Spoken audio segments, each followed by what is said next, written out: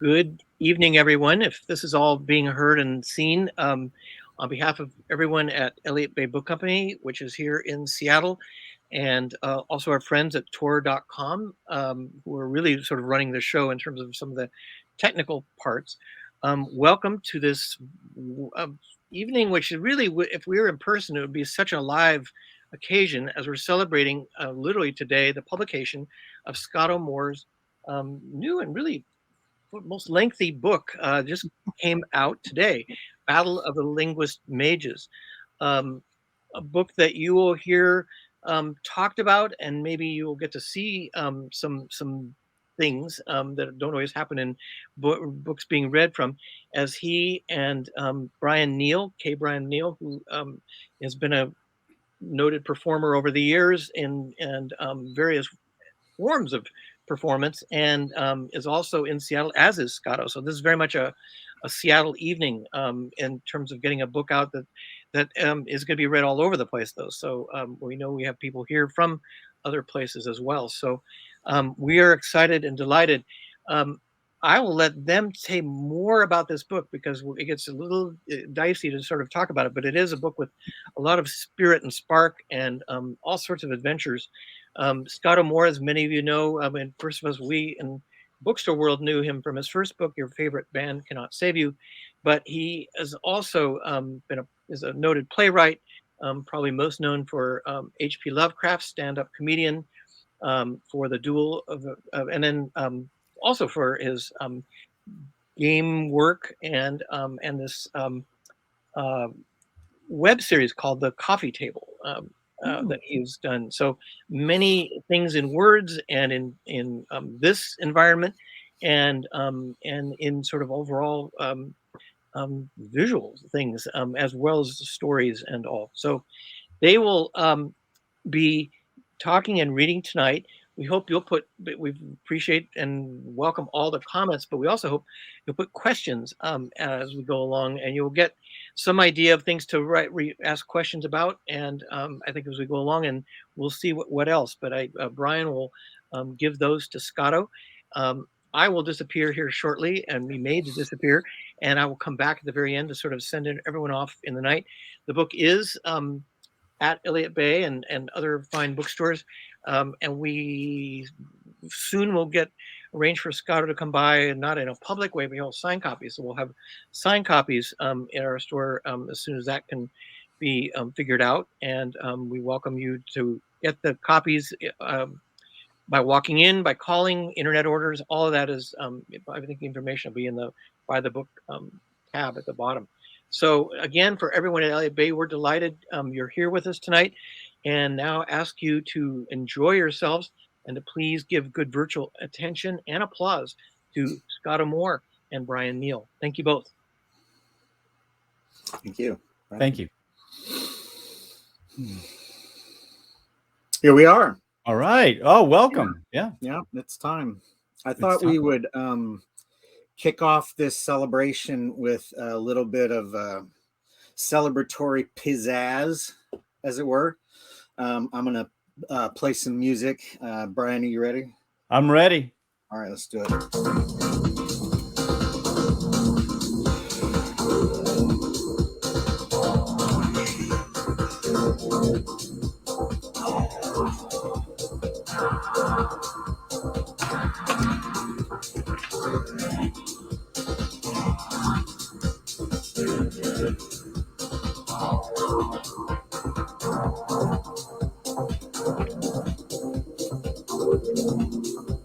All right, that's enough. That's good. Yeah, we can just stop that. That was it. Woo! Yeah. All right. Well, I guess we're done. Thanks for coming, everybody. That was it. Usually we end with the dance party. We began with the dance party. That's because I'm old and would like to go to sleep. So wake up. That was a wake up call. That was celebration, Scott. That was party celebration. This is congratulations. This is an awesome day. This is a day of release, a day of this has been bottled up for a while, right? The original release was in last summer, and now it's like boom. Well, yeah, I mean, I started writing it, not counting its roots in the plays. I started writing it in 2018, and I turned it into my publisher in 2019, and sat on, waiting for publishing is very, very slow. But then I did revisions as of last summer, final revisions, and now it's here. So it's been a long gestation process. I hope it doesn't take as long to do any future books. Cross your fingers that they happen. But yeah, it's been a real journey. There was a lot of sort of demoralizing, sort of holy cow, this isn't working, and then scrabbling to make it work. And so I'm happy to see the very long book. It's long, and it's long, and it's a huge long book. So it's the Bible of science fiction. That's fantastic. There's so many wonderful people here, and if you have a copy, that's great. If you don't, there's a button below. You can order it. I see a lot of wonderful, friendly faces in the chat, so that's wonderful. Feel free to ask questions down below, and we'll get to that later in the event here.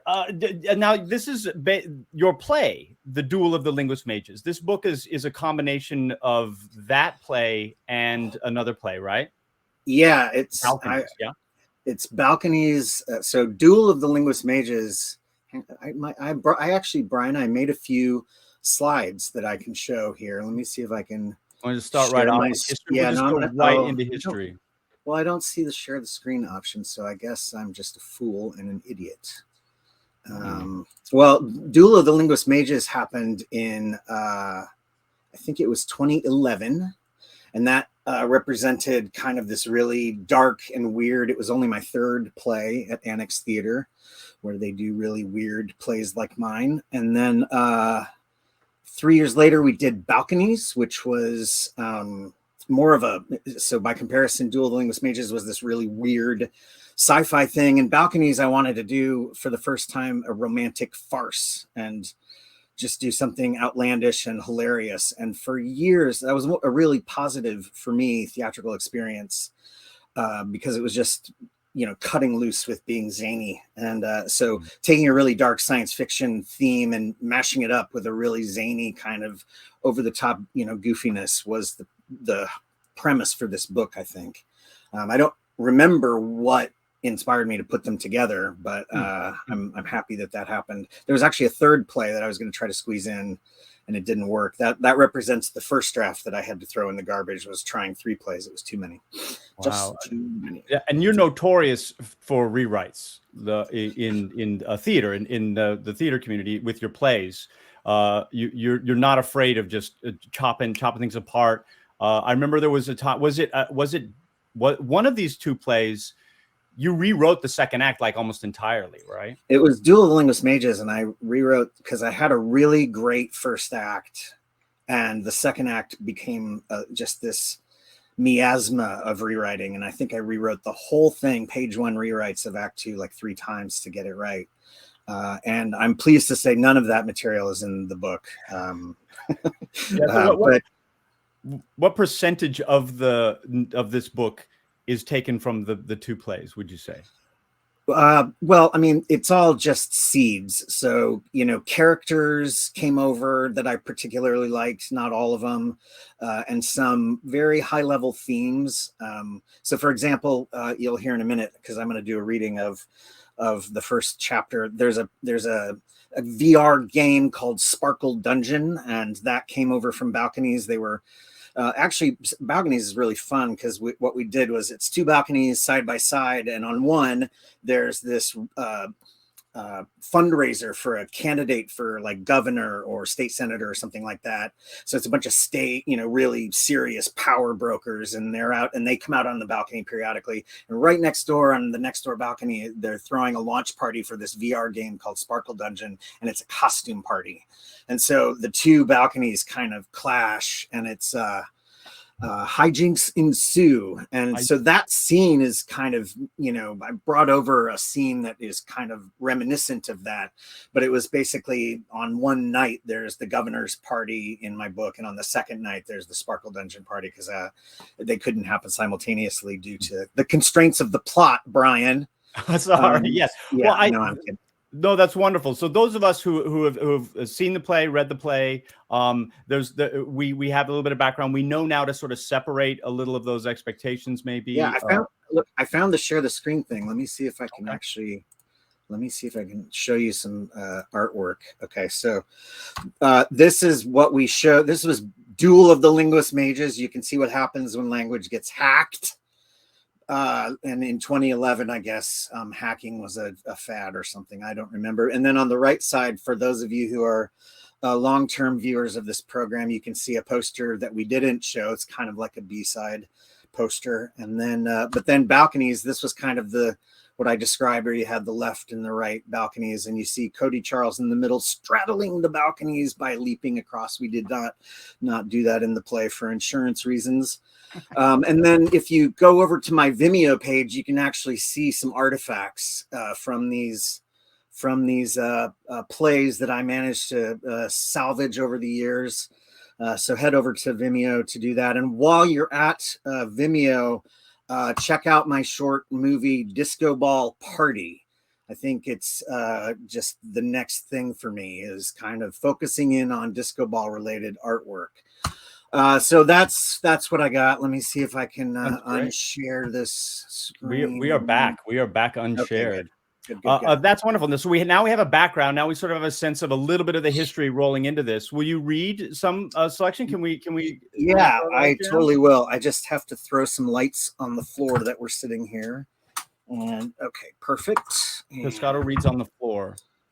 Well, no, I'm not going to read on the floor, Brian. Please don't insult me. Sorry, I don't know. Zoom. We all I'm have already our different ways of doing it. Enough. So, so all right, here we go. For those of you who haven't read the blurb on the back of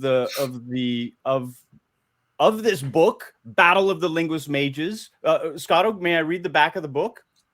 Sure. Or should I not? Can't physically stop you. I'm clear over here. In modern day Los Angeles, a shadowy faction led by the governor of California develops the arcane art of combat linguistics, planting the seeds of future totalitarian empire. Isabel, the queen of the medieval rave-themed VR game Sparkle Dungeon. Her prowess in the game makes her an ideal candidate to learn the secrets of power morphemes, unnaturally dense units of meaning that warp perception when skillfully pronounced. But Isabel's reputation makes her a target of the strange resistance movement led by spellcasting anarchists who may be the only thing stopping the cabal from toppling California over the edge of a terrible transformation with 40 million lives at stake. Time is short for Isabel to level up and choose a side because the cabal has attracted much bigger and weirder enemies than the anarchist resistance, emerging from dark and vicious dimensions of reality and heading straight for planet Earth. What? Okay, I'm giving you a little bit of a vocal break. All right, you ready to roll? Yeah, let's do it. So this is chapter 1, and the book is first person. So imagine that I'm Isabel Bailey and not me giving you this narration. I am the queen of Sparkle Dungeon.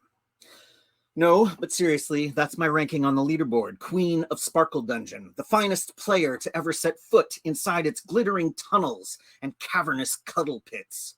No one but me has ever played a perfect game of Sparkle Dungeon.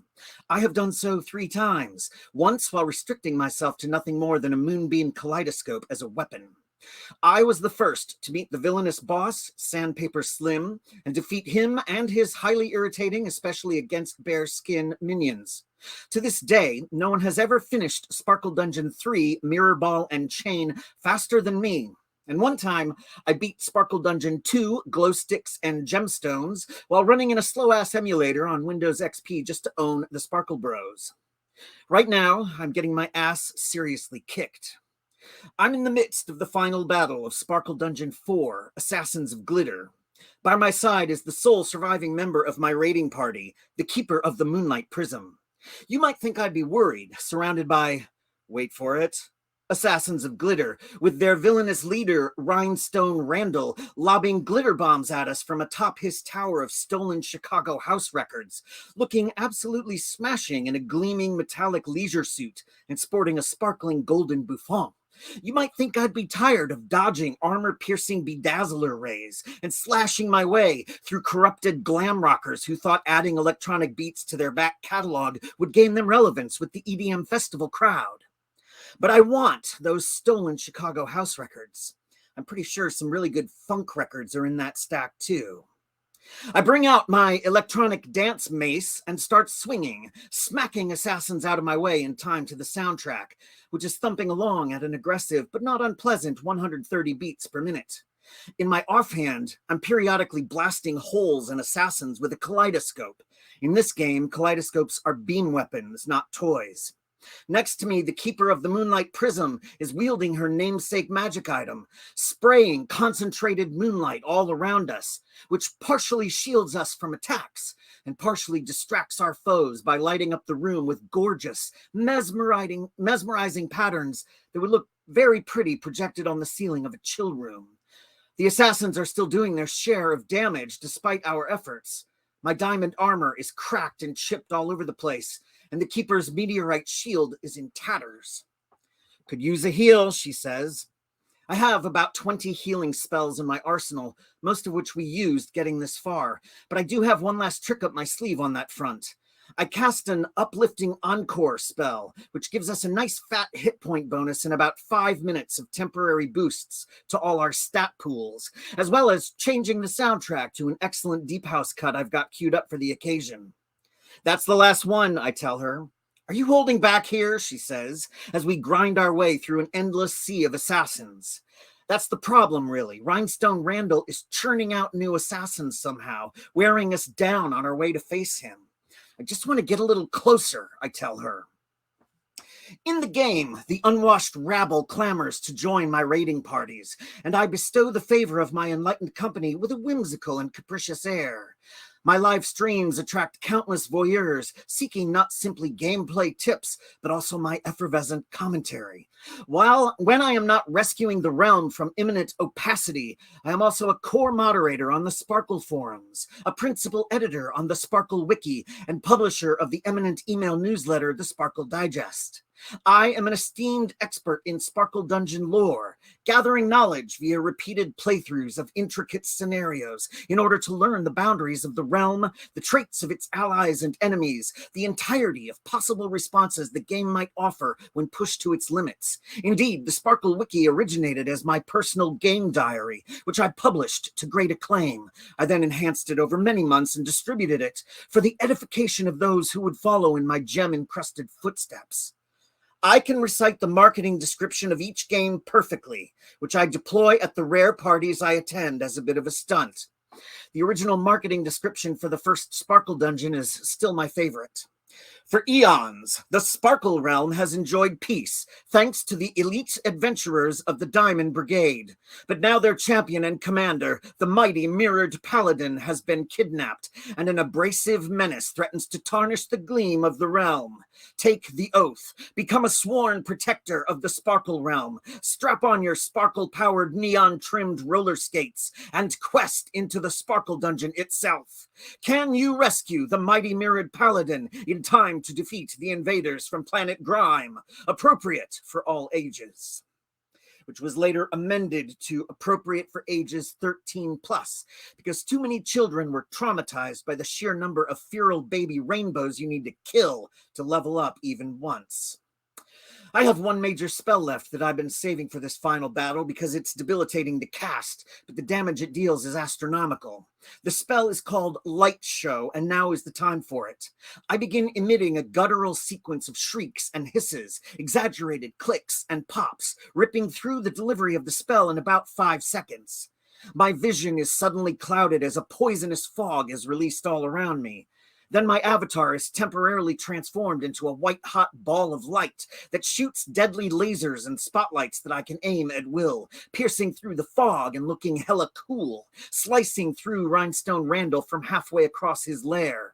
Powerful strobe lights and flashing LED arrays go off all throughout the radius of the spell, causing psychic damage to each assassin within line of sight, and I watch them sink to the ground like club kids on their very first bumps of ketamine. Uplifting Encore comes to a close in perfect timing with Rhinestone Randall's defeat. The keeper and I survey the room in the stacks of dead assassins sprawled 3 feet deep on all sides. They're actually quite pretty when they're dead, what with the moonlight prism reflecting moonlight off of their glittering corpses onto the walls. We carefully thread our way to the stack of house records that Rhinestone Randall had been hoarding, watching for any surprise traps that might be lurking. Casting Light Show damages the spellcaster too, the game's way of ensuring you don't roam the Sparkle Realm as a beautiful but murderous visual effect. So I'm down to just a tiny handful of hit points. One last trap could end my epic run at beating Sparkle Dungeon 4 Assassins of Glitter in campaign mode before anyone else. The Keeper of the Moonlight Prism is with me, of course. She'll share in the loot, and she'll gain a fat stack of experience points. She's 3 levels behind me, and she plays as though she's only 2 levels behind me. But I'm the one who just offed the big bad, plus I'm the one who put together the raiding party that got us this far. Although rest in peace to my pal Sir Trancelot, who got whacked by an 8-foot demonic subwoofer blaring the bassline to Disco Inferno at deadly decibel levels a few dance floors back. Didn't affect me, of course, because I had the entire Frankie Knuckles discography blasting in a 2-foot radius around my head at the time. This is possible because I'm multi-classed. I'm a formidable fighter, a powerful spellcaster, and an elite DJ with an epic record collection. And most importantly, I'm the one who found the map to Rhinestone Randall's Palace of Pomposity in the first place. It was disguised as liner notes in a series of bootleg albums purporting to be Jesse Saunders live sets from 1984, which, come on, give me a break. Sure, you were there, pal, but still. So I'm keenly excited to sift through the tower of house records that the final boss has accumulated during his reign of terror. As I approach, however, the records are revealed to be a mirage, disguising my true reward for being the first person to complete this game in campaign mode. A mighty, gorgeous broadsword with a gleaming golden hilt in a scabbard inscribed with the sword's name in stylish filigree. I have acquired the artifact known as Blades Per Minute. It's the 4th such artifact I've collected, one for each game in the Sparkle Dungeon series. All 4 of these artifacts are unique, and all 4 of them are mine. The Sparkle Bros, of course, are going to freak out that I got this one too. They'll be up in my face on the forums about ruining the game, and I'll just keep posting Brian Eno's oblique strategies at them. Yes, I know you wish you had my awesome new sword, but have you tried making an exhaustive list of everything you might do and then doing the last thing on the list? As I frolic about my secret sanctum, the iridescent warehouse, with Blades Per Minute stashed safely in a display case marked, "In case of dubstep, break glass, plug your ears, and run for your life until my next big adventure." And scene. So that's Isabel when she's at her cockiest before she gets hit in the face with the story. She's kind of just, a little bit of a punk that way. Yeah. Awesome. Cheers. Woo! That was amazing. That was I'm agog with just the influx in that game. That's awesome. Scotto, at what point did this gel like in between, was there a moment, because it's this I hear that there's this evolution that's occurred there was absolutely.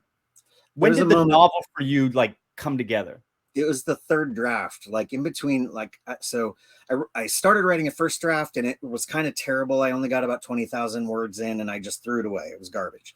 So then I started over with the 2nd draft. I got all the way through the 2nd draft and I was really proud of the 2nd draft, and I shared it with a bunch of people.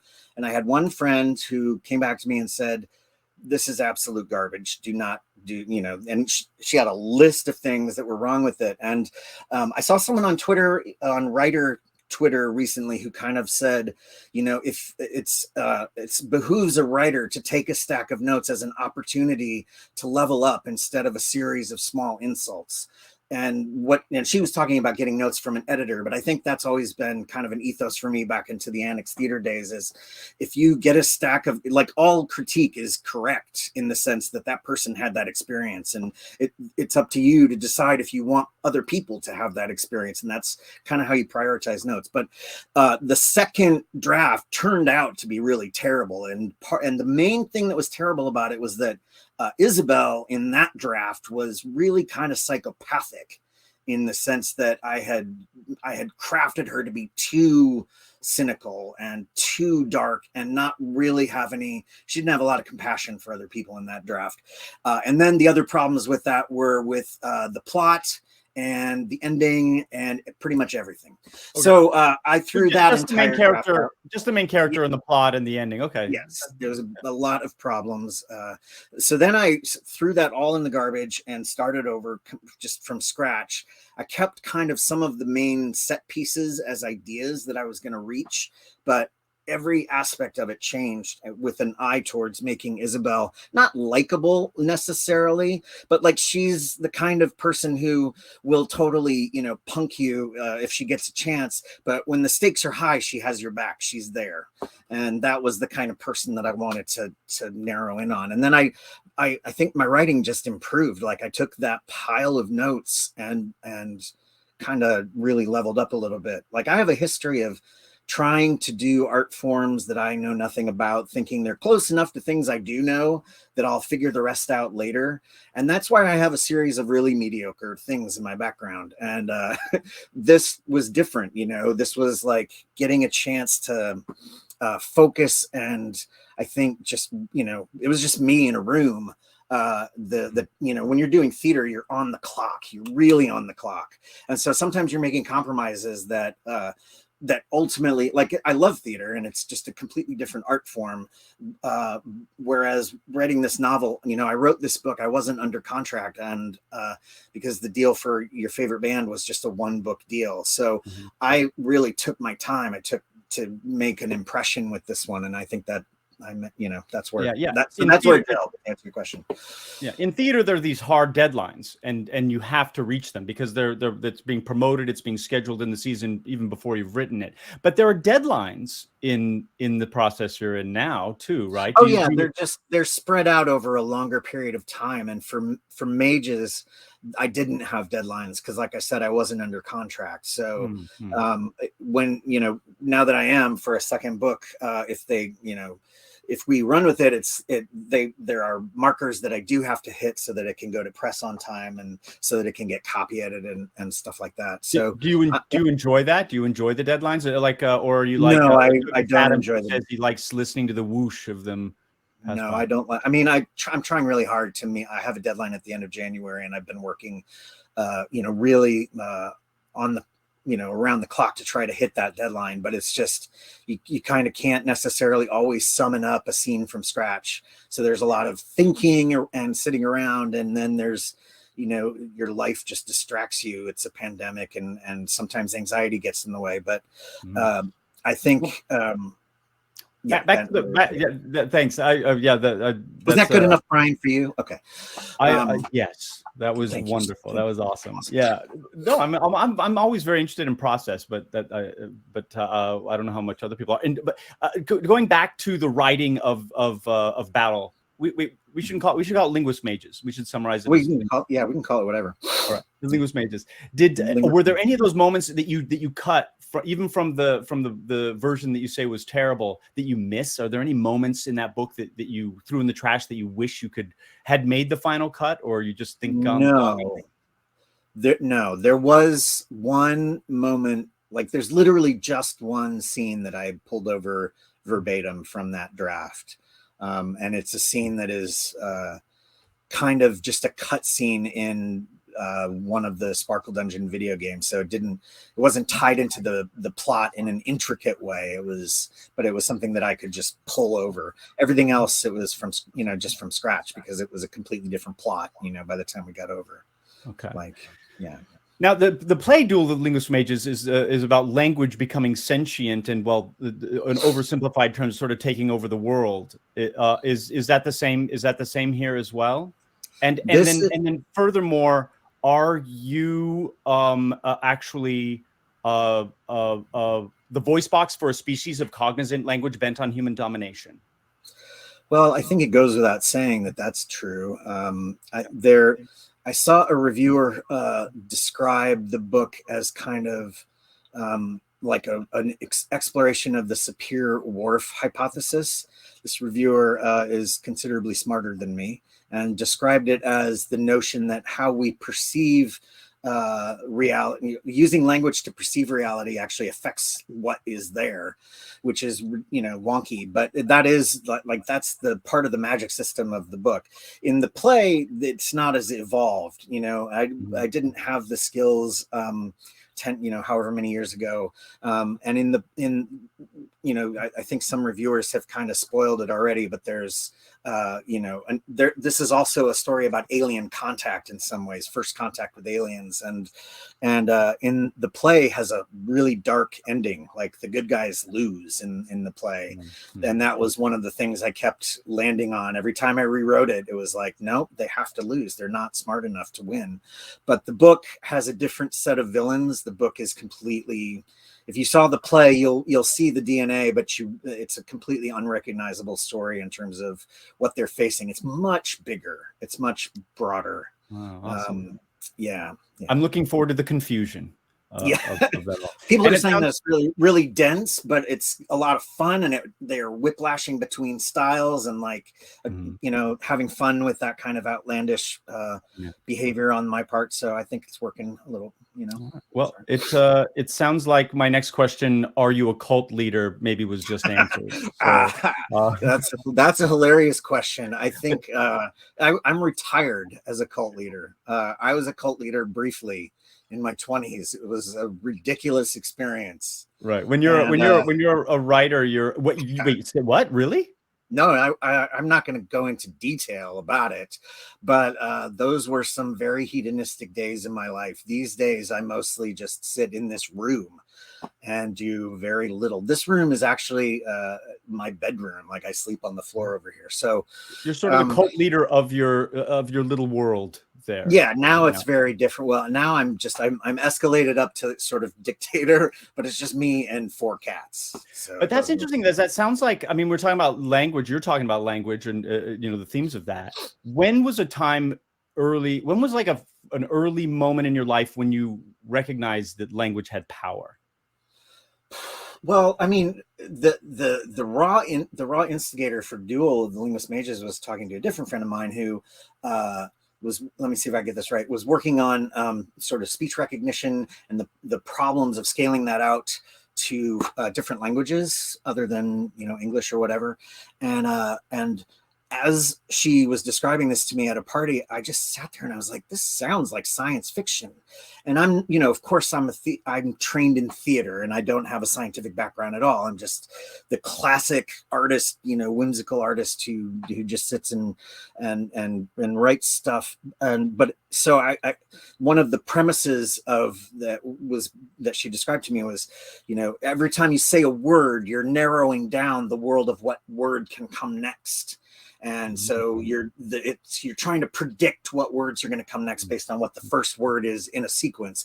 And I thought, wouldn't it be just evil if you could constantly figure out how to plant that first word in a sequence, getting into a person's thoughts well enough that you're the one directing how they, you know, navigate along a predictive path. And that was the instigation for power morphemes, which are in the book and the play both. They're a unit of meaning that mean more than they should, and that's the concept, kind of. So I think that was the moment that I really kind of went, I don't know anything about language. And she's like, oh yes, you don't. And in a good way, she was like, you know, let me walk you through the state of the art today. We met before Duel, and then before I started writing one of the drafts of this Linguist Mages, she sat down with me again and she's like, remember all that stuff I walked you through? It's all obsolete. Here are the new ways that everything is happening. And so the book represents more modern technology than the play, I think. Wow. But that what you're talking about is the experience that the reader has. It's the experience that the audience has as well. I think so. Yeah. I mean, I think there's that sense that the book is very sort of metatextual. You know, it's very obviously playing with a bunch of tropes that are pop culture, for instance. And Isabel knows full well she's just living a set of tropes. She's not winking at the fourth wall per se. She's not like that level of meta, but she's definitely absorbed all of these storytelling tropes from being enmeshed in this game series for 11 years of her life. She's really picked up a lot of that. And so her thinking, when the world expands beyond the game, her thinking is along those lines. And she, envisions herself as that type of hero, I think. Interesting. Is there something about being that answered your question, but it sure was fun to recount. So no, I'm just I don't remember what the question was. It feels Excellent. like gaming is a different access to language as well. I think because of the interaction, just in general. I don't know anything about, like, among the many things I know absolutely nothing about is narrative design for gaming, because they have to consider all of the you have to figure out that there's all of these different forks that a player can take and really expand a world in multiple directions, and that just, it hurts my head to think that way. What do you like most about writing novels, writing prose now, and what do you like least? And maybe with a little bit of a reference to maybe theater, and whether those are the same or different. Yeah, I mean, I don't want to cast aspersion on theater. I don't want it to be seen as this versus that. What I really like about theater, for instance, is the electricity and the ethereal fire that you kind of get from being in the room, and everybody in the audience, if you're doing it right, is participating in this sort of alchemical transformation called the willing suspension of disbelief. And they just, that's the ideal situation for theater. And when you think back on theater, what you remember is that flash, that spirit. You can't remember the individual details of every play you've ever seen, but you'll definitely remember some image or some visual. What I love about the book, writing prose, is, we talked about earlier, the sense of compromises. When you're working with theater, you're working with, 24 or 36 other artists sometimes, and you don't always get to execute the full version of your vision.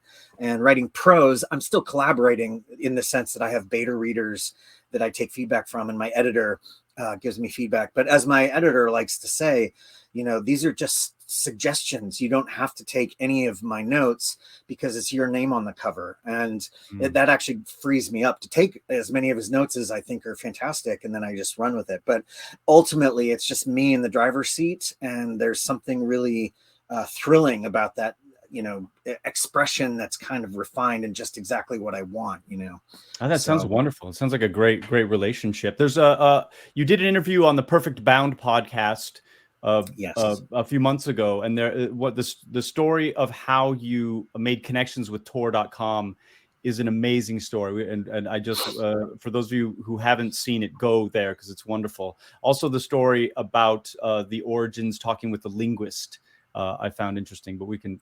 So I guess I pitched something there, but those were questions that I had that are already answered. And Perfect Bound podcast was super fun because those folks knew my work really well, and we had an hour to really drill into some good stuff. So yeah, check that out. For sure. So you've there's live theater, it's science fiction novels and stories. You also do music, graphic novels. You've dabbled in all these things. You say and television. Kitchen sink drama or kitchen sink comedy, kitchen sink sci-fi comedy. Yeah, web series. As a writer, as a partaker, as both a creator in all of these genres and all these modes, I should say, and also as a partaker of them, what speaks to you the most? What do you think connects to you the most? Or is that, and you can just feel as an audience member, like what I like the most, both as a creator and then conversely as an artist or as a listener, as a receiver. I can definitely say, like, as a receiver, the art form that plays the biggest role in my life is music. I am kind of really obsessed with music, and I blog about music, and I'm trying really hard to stay current in a way that I see some people kind of they're perfectly happy to keep listening to the same records that they were listening to in their 20s, and I don't have any problem with that. I mean, whatever makes you happy about music is good with me. But for me, what makes me happy is trying to stay abreast with what's going on, and I'm just always, this is my little control panel where I'm constantly checking music out. That's muchpreferredcustomers.com, right? Your Muchpreferredcustomers.com. That's right, Brian. That's and good research. your DJ, and primarily in synth music. You've said. Well, it's house music, a lot of progressive house music, but I've actually expanded. I listen to all kinds of house music and all kinds of electronic music. Yeah, no, I don't mean to minimize. Do you have a favorite synthesizer though? No, I don't. Do you have an old one that maybe classic synthesizer that just? No, I don't. I don't, because I'm not actually that kind of musician. Like when I was a musician, I was a singer and not a synth player. So I don't know. That's right. You wrote a musical for the stage. I did write a musical. I have a memory of that. And I remember you mentioning at that time that the band Queen and the 70s and the Monkees, the band from the 70s, because there was a 1448. They were the 60s. They were the 60s. Those were important influences on you. Yes, they were. Yeah? So my question is, in a battle to the death, who would win? Currently, there's only one Monkee left, whereas there are two members of Queen still playing. So I think Queen would probably win that one. Mickey and Brian, I didn't even realize this. Brian May, who he's in his 70s now, and it freaks me out.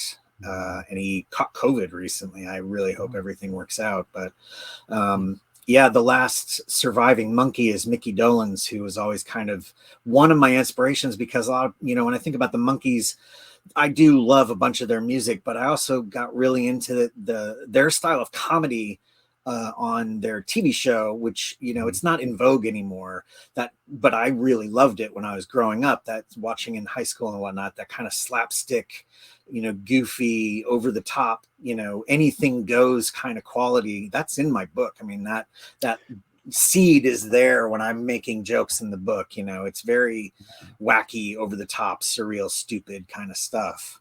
Right. But Queen was all about, the harmonies. I mean, all four of them sang, and they all did all kinds of elaborate stuff. And that definitely played a part in my musical development. Yeah. Well, and your favorite band, Cannot Save You, the novella that was published first by Tor, is about a music blogger, right? That becomes entangled with a band whose music causes listeners to, fall into memory wipe trances and then become destructive to themselves and others. That's more of a, go ahead. And it percolates with an energy, a stylistic energy that was reminiscent of what you were just read to us. Have you been into what good concerts have you been to in my life? It's like, I think the most recent concert I went to was actually pretty phenomenal, which was LCD Sound System's reunion tour. We flew down to San Francisco to see it, or I think it was San Francisco, Los Angeles. I can't remember. I'm foggy in my old age, but I had seen LCD Sound System at Sasquatch prior to their breaking up. And I didn't know their music. And so that was part of the beauty of Sasquatch, is you wander around and see stuff. And I was oblivious to LCD Sound System. I sat there and I started watching them, and every other musician that was playing at Sasquatch that weekend that wasn't on a stage currently was crowding backstage to catch LCD Sound System. And the energy was just insane. And the audience knew probably that they were on their final tour. I had no idea. I was just sitting there. So that was amazing. And then the other super memorable one was the time at Sasquatch I took a pile of MDMA and saw Nine Inch Nails. And it just was mind blowing. And I don't particularly like Nine Inch Nails, but I was predisposed to kind of like anything. But it turned out like it was the tour that Nine Inch Nails was doing with Jane's Addiction.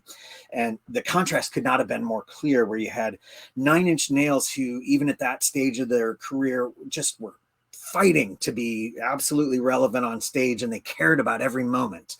And then Jane's Addiction comes out, and Perry Farrell is just a fucking Vegas lounge singer with no sense that this is important. This is just another, whatever he was on kind of night.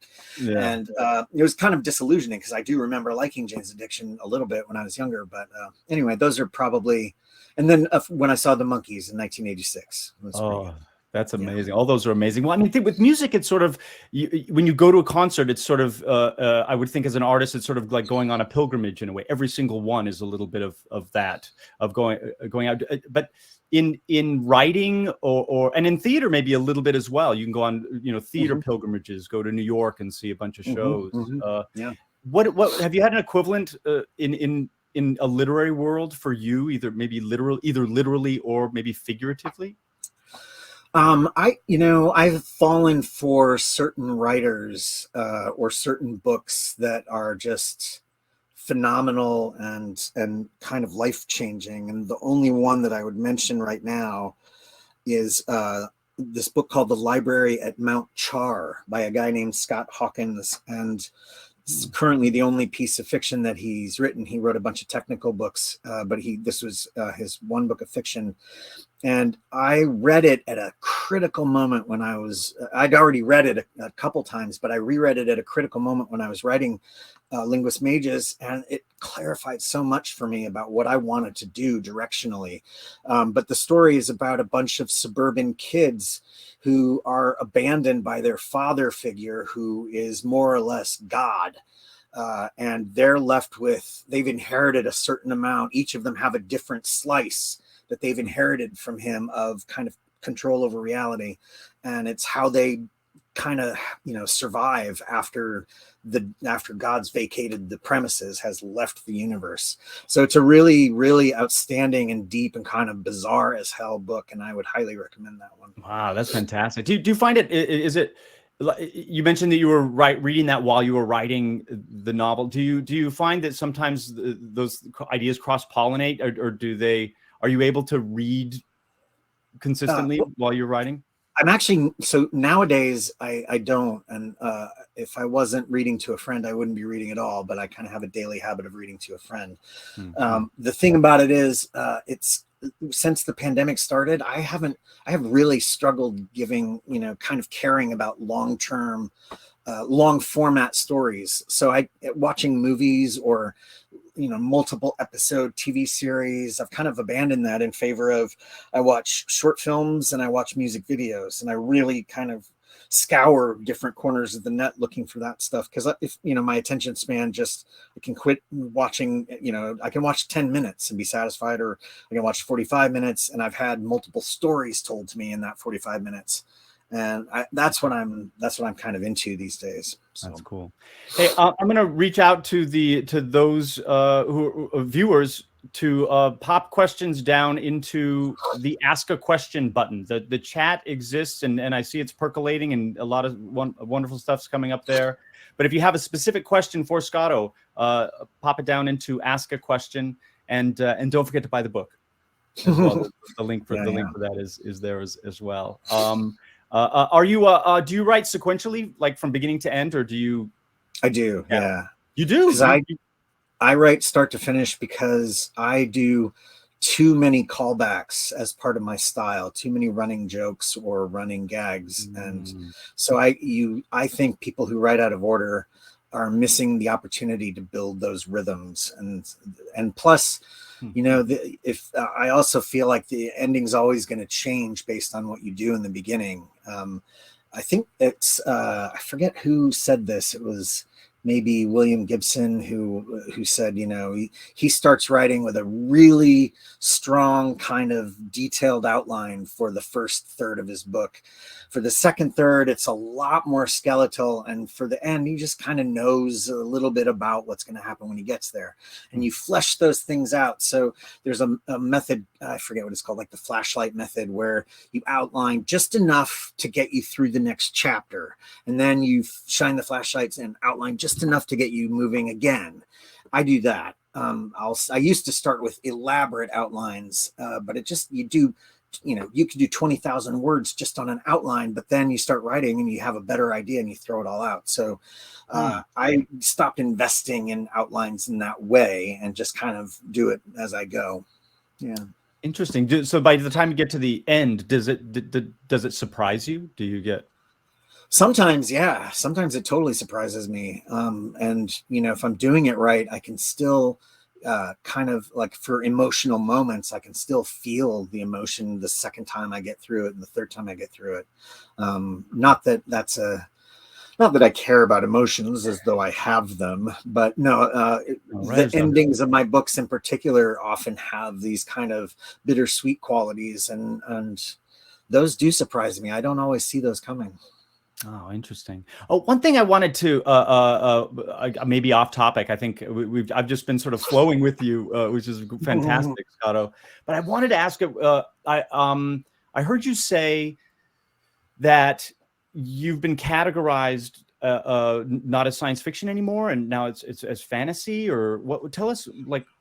Well, so did I hear that correctly, or? Yeah. This book was when in the contract, my publisher listed it as contemporary fantasy, and I would call it science fantasy because it has a lot of science fiction elements, but fantasy gives me a lot more freedom to kind of just cut loose and not be as strict.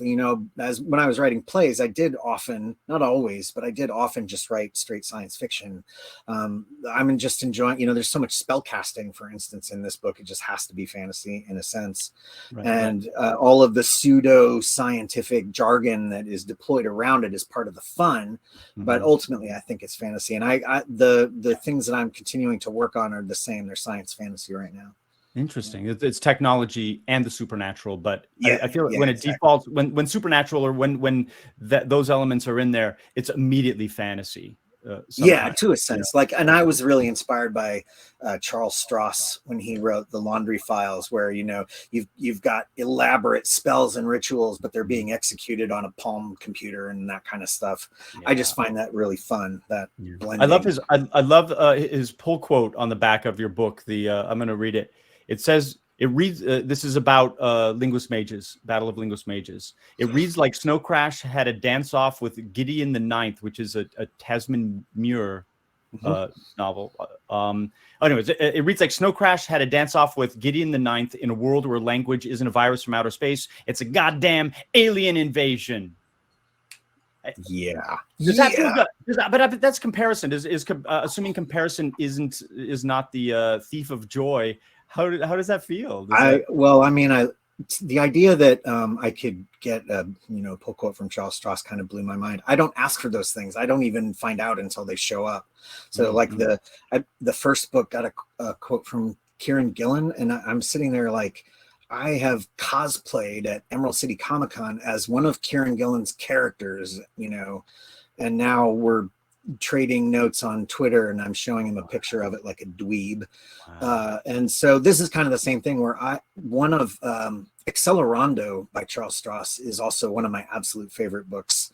And so, between that and the Laundry series, I've been reading Charles Stross books for a long time. So that was pretty humbling and kind of exciting as hell, to see that come through.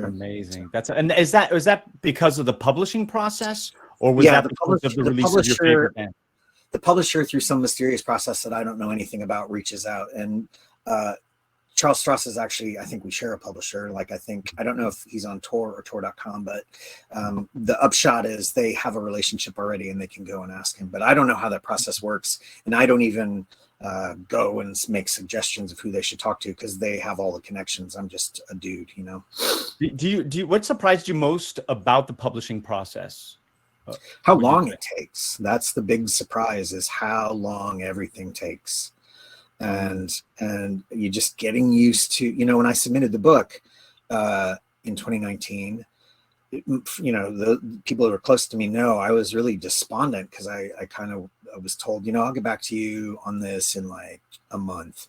And like 10 months went by or something really elaborate. And as well as I do in the theater world, like you can audition for something, or I can send a play off to a theater as a submission and you just never hear back. Like it's not necessarily polite to do that to actors, but it's not uncommon at all. So I was sitting there thinking, well, that's it. I've been ghosted. And then boom, one day I'm riding to work and there it is. Do you have an agent, or did you go directly to the publisher? I do not have an agent. This is a question from Anna H in the question and answers. I don't have an agent, and it's actually kind of weird.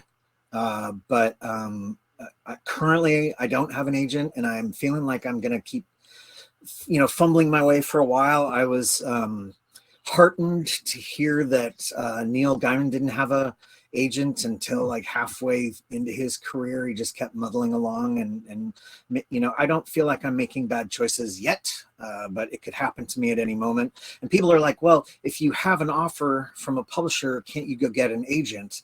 But then if you've already got an offer from a publisher, why do I want to go try to sell myself to somebody else when I've already kind of done the hard selling up front? So, it's weird, kind of chicken and egg thing. And maybe if I met an agent, at a convention or something, but I don't go to conventions anymore because I'm scared of the pandemic. So I kind of sit in my house. And, Well, you picked a good time to convert over from live theater to.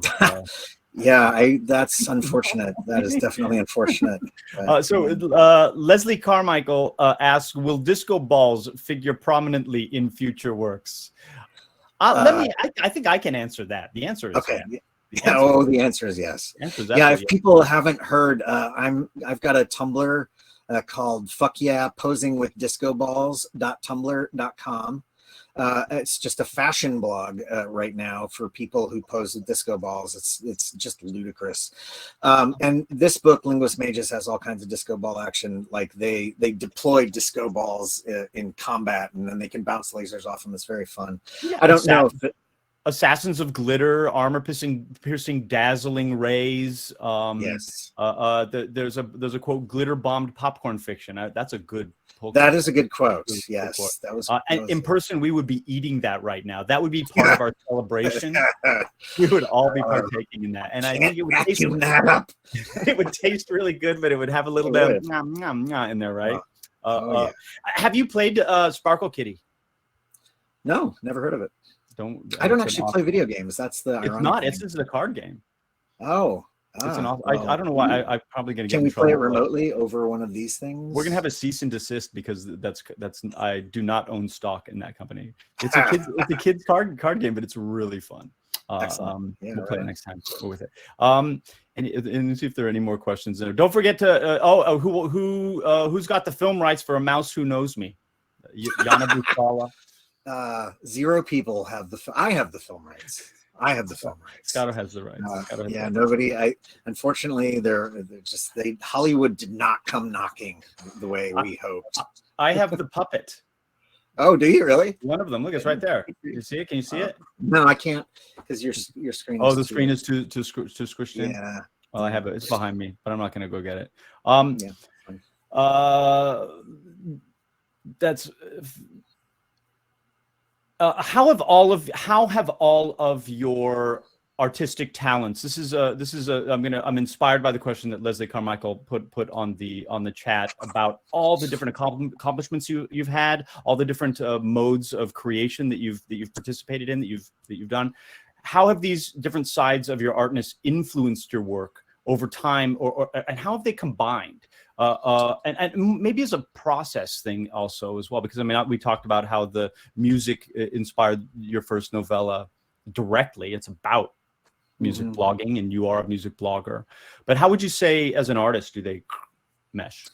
Well, when I think about there was kind of a peak with Silhouette, which was the science fiction a cappella musical, which kind of it was the culmination of a bunch of exploration. I had an a cappella group for a number of years, and it didn't, it was a really fun and experience, but it never kind of cracked itself open and went big the way I would have hoped.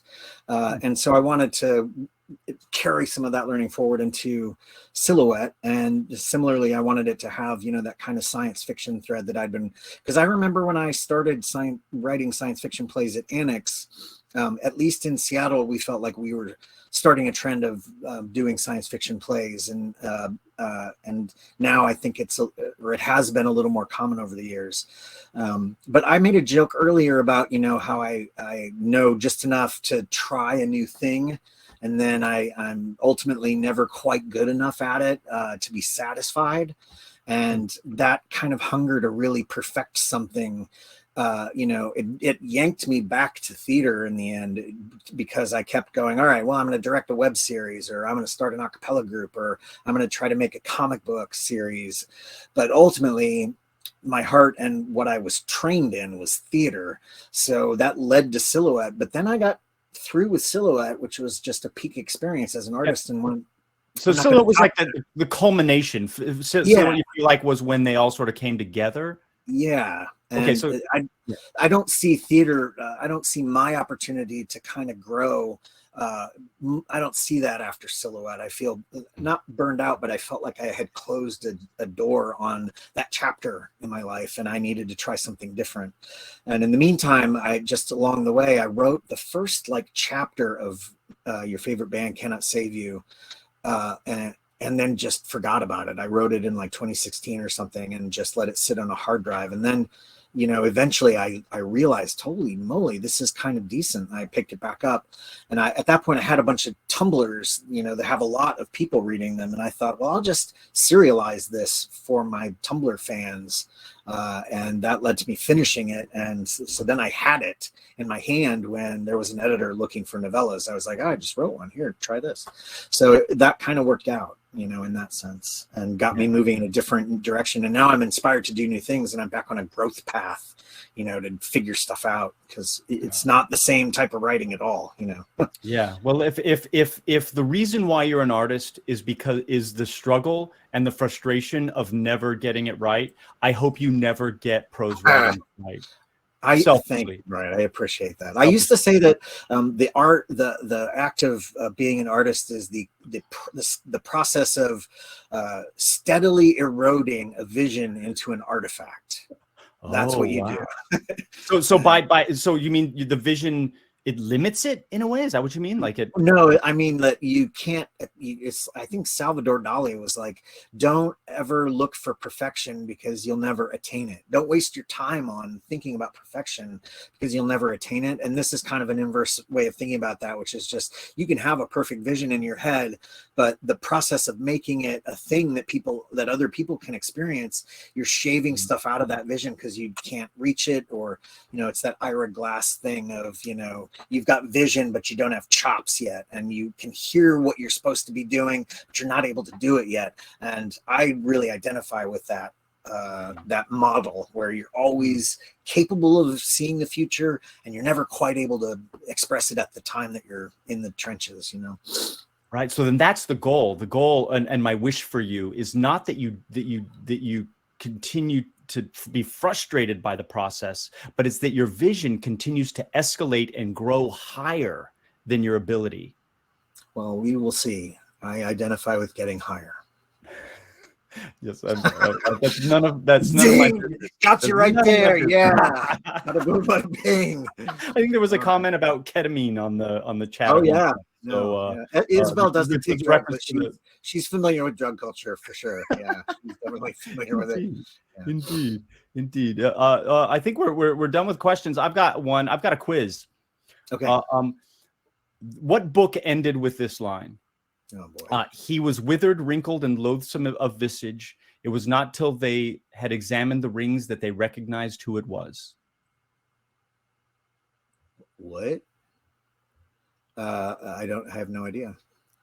Dorian Gray. So now I've never read Dorian Gray. So now the question, the topper question is, can you tell us the last line of your current book? I can paraphrase it. No, that's you don't have to. I've been searching with questions. Yes, I can. I can, and it would spoil. No, you shouldn't do it, Scott. My goal in all this interview is for you to say no. Is for you to just be like, no, it's awesome. You've been amazing. Something like, you must really love me. Yeah, I do. Something like that. It's really cheesy and corny. Okay, cool. Let's get high on ketamine. Awesome. Let's do it. And then they shoot it into their eyeballs. Let's do it. Do you have any like favorite literary journals or fiction magazines? I need to read some stuff. No. I don't read anything. All right, fine. Awesome. That's Awesome. Is there anything else you want to say about it? I mean, again, I recommend going on to the Perfect Bound podcast. There's some amazing, juicy content on this book and on your process in there that we don't have to go into. Oh, I know. I'm curious. Years ago, you and I had a conversation about top 10. You came in to a rehearsal. I don't remember which one. It might have been H.P. Lovecraft, stand-up comedian. You came into rehearsal and you had stumbled upon a top list of best science fiction books of all time. Okay. And you know the lists are all over, like top 10, top 29 or whatever. Must-read books. Have you ever read, and have you read them all? My chances are I haven't read like hardly any of them. It depends. Like, no, you had read a bunch. Well, those lists, you know, if you're talking about like the classic canon, I don't try to read those because I feel like, you know, the field, such as it is, probably has absorbed the good stuff and rejected the bad stuff from that generation and that wave of, you know, whatever. And it's better for me to stay current with what people are doing in my generation and kind of what people are doing now and picking up the good stuff, you know, because there's tons of bad behavior being depicted and all that stuff behind the scenes and in the books. And I don't personally want to sit through that just because somebody on a top 10 list said, oh, this is really important. I'm sort of anti being told what to do in that sense. Right. So I agree with you there. And that's why I like new work in theater as well. Why I prefer to go see a new play than seeing a Shakespeare. Oh, yeah. You listen to me rant about Shakespeare. I mean, I hate Shakespeare. Yeah, Sam, we don't, you and me both, we don't have to go there. We don't have to go there. Yep, but I take it you have not read Last and First Men by Olaf Stapleton. You had read a bunch of those plays in that list you showed me. We went through both of them. You had read a lot of those books. That must have been a more modern list. When you were a younger fella. Any more questions from the Peanut Gallery? What was the most challenging when shifting from writing plays to writing a novel? The most challenging, well, I had an ethos when I was writing plays, which was, for my plays, this doesn't apply to other people. I'm not trying to say that this is how every play should be written, but for my plays, I wanted it to be the case that you should never be able to predict how my second acts were going to go on the basis of what you saw in the first act. That you should come back and be wrenched into a surprising, you know, second act. And you know, that the rhythm of a book doesn't fall so cleanly into, you know, that division where, because, you know, when you're writing theater, especially fringe theater where, you know, the theater might be too warm or whatever, nobody wants to stay out that late on a weeknight or whatever, you know, we were trying to do crisp 2-hour shows at that time. And, you know, that factors like your 15-minute intermission where everybody's going to get drinks. So the pacing is so much more concise when you're writing like that than when you're writing a book where you can luxuriate more, but you don't want to luxuriate for the sake of it. You know, you want there to be a reason that in a book, there might be 3 acts. And I'm still kind of learning what that means because I'm, you know, there's one of the books that I'm working on right now where it's like, you know, you could end the play, you could end the book after the second section, but it goes on for 4 more sections, and I need to carry that rhythm forward. And figuring out how to do that, you know, that kind of up and down. I don't buy the model of, you know, you're moving towards a singular climax and then there's denouement. I'm very much about a full-blown experience that is kind of every moment. You know, I used to say that I knew it was time to start writing when I had too many ideas to fit in that thing. That's when I would just sit down and try to get them all in there. It doesn't always work, but as a model, it's kind of what I like doing. That's interesting. Yeah, it's getting from it's the reader being interested enough to move on to the next thing and staying with it through the course of it and you know, taking them on that ride. It's creating that ride, right? Yeah. Now, you also mentioned I know that when you've written characters for theater, for plays, you have used actors as inspiration. You've had sort of the personalities and voices of certain actors that you've seen or worked with consistently over the years in mind. Where do you get your inspiration for characters now? Without that, do you? Yeah, who inspires character-wise? Well, that was the thing that when I was young, I had a repertoire of actors that liked working with me, and I liked working with them, and but I ultimately that was kind of a crutch to help me understand voice, and eventually you get to where you can inject voice without having to think of a certain person. And I think 1448 was the thing that taught me, where you don't know who's ever gonna be playing the characters that you're writing, but the characters need to have enough specificity that anybody can pick it up and then customize it to their talent. And so many years of 1448 just taught me so much about how to really craft a good character. Because I mean, ultimately, you don't have time to do elaborate plots in 1448 where you only have a 10-minute play, but you definitely have time to make a memorable character that an actor can chew on. And so I think I took that with me. Right. But I will say, when I was writing Mages, I had a couple of actors who just made such indelible impressions on me, in Balconies in particular, that they were just constantly with me in my head. I won't say who, because I don't want to embarrass anybody about being in my head. But yeah, no, that's good. If there was a camera in your head, what would that look like? What would we see? What would we experience if we had a direct feed into Scotto's brain? I don't know. I think you would blow that camera out really fast. We just like it couldn't handle. I don't know that it would pick up any information. But yeah, it's like plugging into a different electronic or a different electric voltage or whatever. It'd be like just boom, and then just a big explosion coming out of my ears. You might get a few moments of video feedback style, but it would mostly be me screaming at the top of my lungs. Just that's a lot of what goes on. One more question from the chat. Do you ever read aloud your dialogue or your writing? Or that's a really good question. That's actually so I don't do that. And I see that comes up frequently as advice to writers of prose, to read it out loud to make sure it sounds natural. And the problem that I have with that as a piece of advice is that most writers are not trained to speak out loud, as public speakers. So they're not necessarily even going to get, I think it's better to just imagine it. And plus, you're not necessarily trying to be perfectly naturalistic anyway. You're just trying to, dialogue is a rarefied form of speaking. Anyway, the point is that I don't ever read my stuff out loud until it's done, and then I might read it to someone for fun, but not because I feel like I need to get something out of it. Oh, fantastic! This is amazing, Scotto. Thank you for sharing some of your process and just playing around. I think we're the one thing I wanted to say is that to keep if anyone is in the mood to keep the celebration going, probably at 8:30 on my Twitch channel, I'm going to play about an hour block of surreal comedy short films that I have collected. So it's twitch.tv/Scotto2317.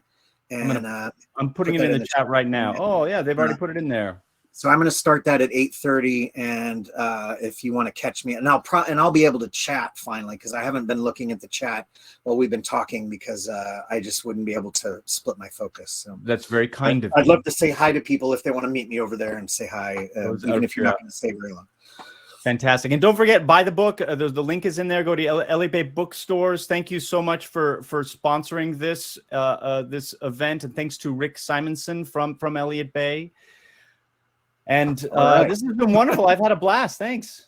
Hey, there's Rick. How's it going? Yes, thank you, both of you. This has been amazing. It feels I feel like sort of the dry something coming in, but knowing there's a follow-up at 8:30 is great for people, because the two of you in a room with this group, although you wouldn't have heard all this chat in that room, has been just something to behold. So well done, both of you. No, I mean, it's one of those, you two kept upping the ante. I mean, talk about within this book, but the process going on of all this creative work and writing plays, writing novels, writing in general, and just the imagination and keeping it all going and alive. And everyone else was putting their part in there too, including there's a whole bit on Shakespeare about you actually going to Shakespeare. Scotto, there was some. I played Hamlet in college. I played Hamlet in college. I know Shakespeare. It'll be followed up. I'm sure. A keg once, and that Hamlet. Never heard of it. Yeah. Anyway, marvel that is now in the world. Scotto will be coming by and getting books, signing copies. So we'll have that on our social media, and I'm sure Scotto will put word out too. We'll get some pictures when that happens, and we look forward to that. Thank you again, both. Wonderful job too, Brian. Just you two are like totally in sync the whole way. Thank you. Brian, do you write books? Are you going to write a book? I don't know. I've always wanted to save something that I have no idea about, like maybe painting. Like I have no idea how to paint, but someday I want to paint something without knowing anything. Maybe I'll switch it to novel stuff. Okay, you're a good reader. You can tell from this. So thank you again for that. And you're very welcome. Congratulations, and thanks Thank all. you. Scotto, congrats. Yes, really, thanks, really well done. Looking Thanks forward to reading it. Yeah. Thank you all for coming. Thanks everybody for being here.